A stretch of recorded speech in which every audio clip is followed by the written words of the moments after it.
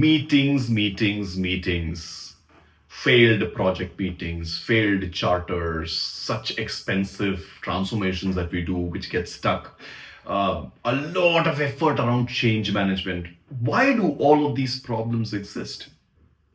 One of them I have pointed out earlier is the lack of expertise in the organization or functional skills. But another big problem that exists in our organizations is that everybody wants to have a say in everything, whether they have expertise in it or not. And that's where you, as an individual and you as a leader, business owner, need to take on this responsibility that everybody doesn't have to have a say in everything in the organization. We need to balance between discussion and direction.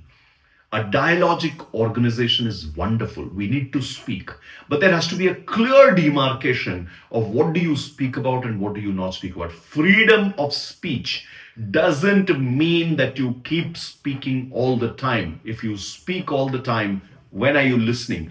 If you're not listening, how are you thinking? If you're not thinking, how are you doing? If you're not doing, how will you close and achieve impacts? Too much of talk, a lot gets lost. So, which is where, remember, discussions are wonderful, ideas are wonderful. There is a place for that, but that is when you're doing greenfield things, you're doing exploration. When you're going divergent, that's the time it's important.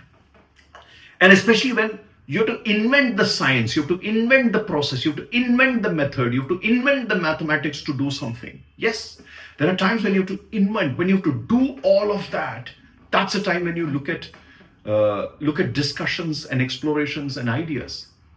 But if there is a science that is available of doing something, whether it is of creating the org structure or the roles or the balance scorecards or goal setting, or it's of doing quality, or it's of running manufacturing, or it's of running your legal framework or financial framework or HR systems, if there is a science that exists, take it and apply it as is. Don't try to say our organization is a unique context. No, a lot of organizations create a mess of frameworks. I have seen beautiful frameworks like Six Sigma, theory of constraints, and agile frameworks completely diluted by organizations saying, oh, there is a system that we have developed out of this, which basically goes to say you're not sticking to the fundamental principles.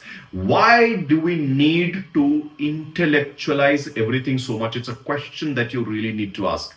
So ideas and discussions are great for greenfield projects, and if science, etc. doesn't exist, but if the science exists, then use it. If knowledge exists, use it. If experts exist, use them.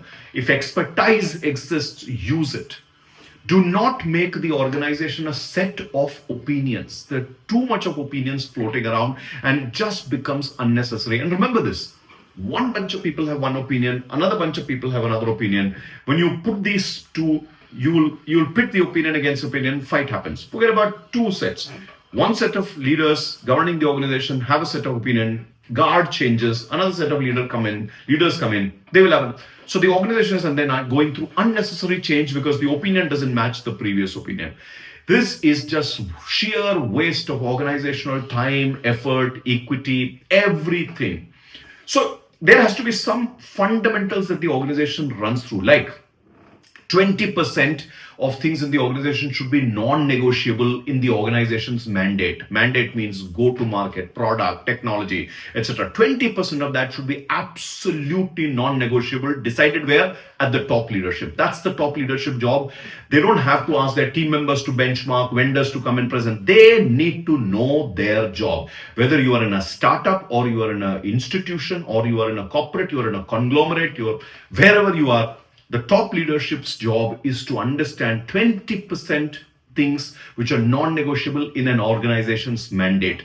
Put it down, give clarity, achieve it. The intent, clarity, accountability stays at the top level for 20% of things. Then there should be 20% things non-negotiable in the functional mandates. Like HR should have 20% things which are non-negotiable. Nobody needs to say anything. HR will think through, design, apply, or finance will think through, design, apply, or quality will design, think through, apply, or safety will, audit will, or legal framework people will, or marketing will, or strategy will.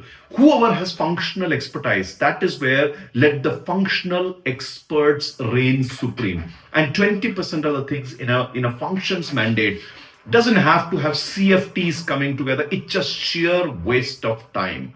And it is disrespect to people and roles and their day jobs. Let's not try to create artificial collaboration in organizations by doing these things. It's just wasting time, and ultimately only two set of people suffer, which is the customer and the employee, because ultimately most organizations manage to get the stakeholder interests, finance, etc. correct. In some organizations that also fails. And lastly, you should have 20% non-negotiables in the ethical standards of an organization. And this is about the law, the justice to prevail, the consumer rights, employee rights, whatever. You should have 20% things which are non-negotiable. Now take these three blocks of 20%, 20% non-negotiables in the organization's mandate, 20% non-negotiables in the functional mandate, 20% non-negotiables in the ethical standards. Keep them mutually exclusive and connected to the rest of the system. Whatever remains in the organization is open for ideation, open for thinking, open for playing, meeting, and whatever else projects and CFTs and things that we want to do. Create collaboration there. Think about running your organization slightly differently. Think about your own work slightly differently. And this applies to wherever you are. You're running a charitable community, you're running a religious or spiritual institution, you're running government, you're running the organization, wherever it is. Everybody doesn't have to have a say in everything. There is a time for discussion and democracy, and there is a time for authority and direction. Both are very important. Human beings as a race need authority and direction. You leave everything to discussion and you leave everything to democracy, nothing will move. Remember that.